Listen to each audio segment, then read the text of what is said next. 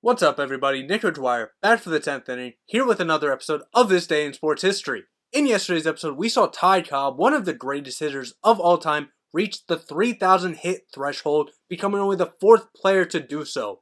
We don't have anybody reaching a 3,000th hit today, but we do have a couple of no-hitters to get into, as well as some U.S. national championships to talk about, and some Olympic Games to get into. So if y'all enjoy this video, leave a like on it. If you're new to the channel, hit that subscribe button. Let's get to it. This Day in Sports History.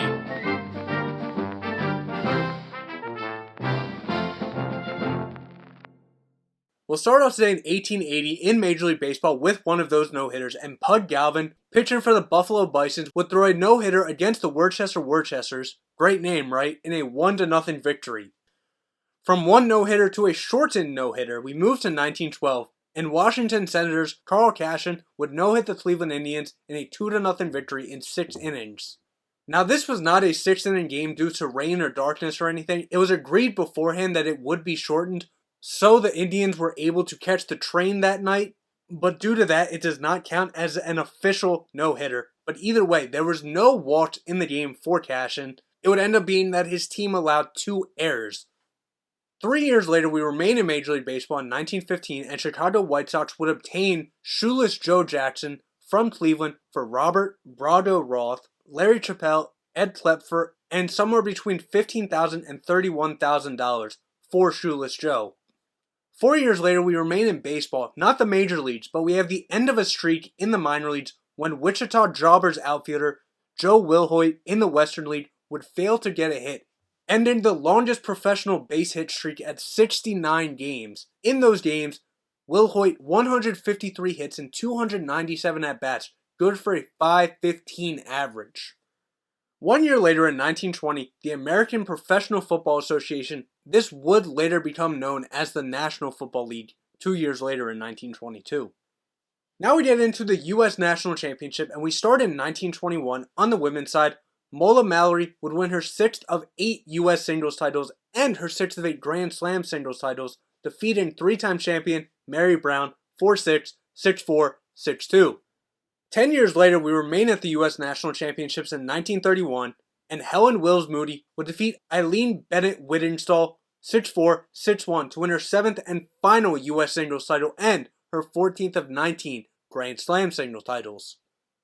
Back to Major League Baseball in 1938, Lou Gehrig would record his 23rd and final Grand Slam in the Yankees' 11-3 victories over the Washington Senators, and this would be a record that he would hold until 2013 when Alex Rodriguez would pass him. 6 years later, we go over to golf in 1944 at the PGA Championship. Bob Hamilton would win his only major title, one up after the 36-hole final over runner-up Byron Nelson. We move back to Major League Baseball 13 years later, and we have another no-hitter to talk about in 1957 when Chicago White Sox pitcher Bob Keegan would no-hit the Washington Senators in a 6-0 victory. Keegan on the day, 9 innings pitched, 2 walks allowed, 1 strikeout in the victory.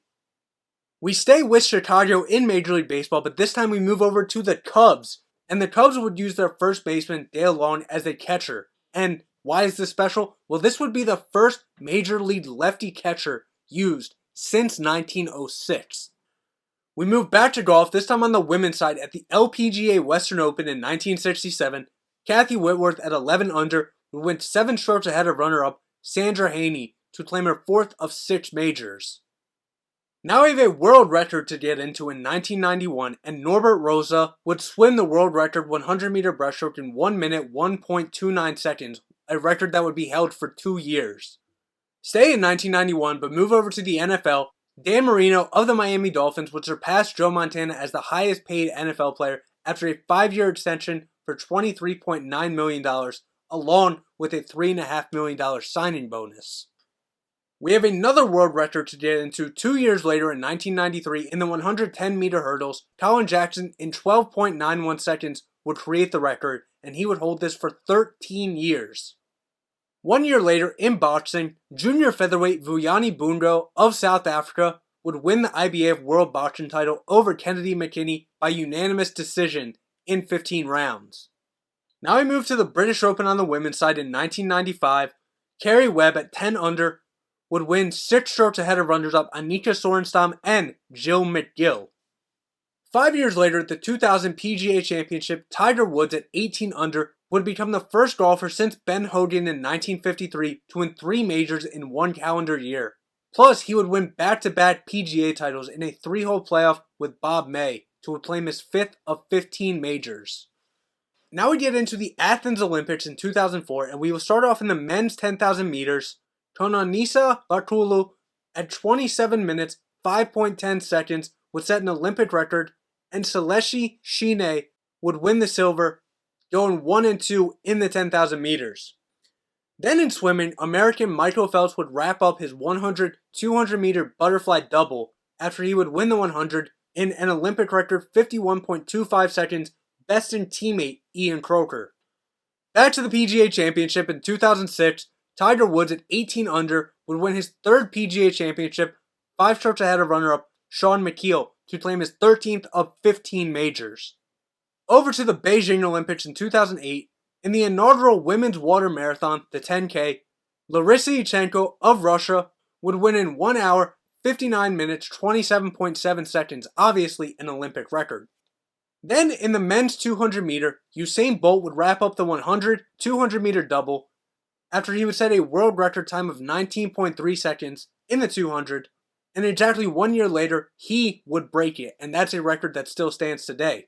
And speaking of that, in 2009, in the 12th Athletics World Championship, Usain Bolt would win the 200 meter in the current world record time of 19.19 seconds. Back to golf now in 2011 at the Senior Players Championship, Fred Couples at 11 under would win his first of 2 Champions Tour major titles after a birdie on the 3rd playoff hole against John Cook.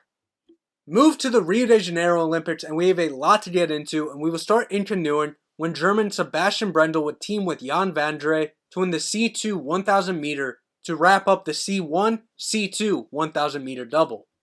Then on the women's side in canoeing, the Hungarian crew would win the K4 500 sprint, and Danuta Kozak would become the only female to win the K1, K2, and the K4 500 at the same Olympics.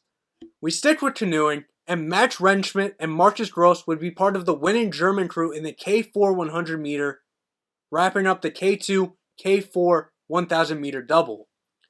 Over to the men's 5000 meters now, and Mo Farah of Great Britain would win in 13 minutes 3.3 seconds to wrap up the 5-10K double, which he also did in London in 2012. Now in the women's 800 meter, South African Caster Semenya would win with a time of 1 minute 55.28 seconds.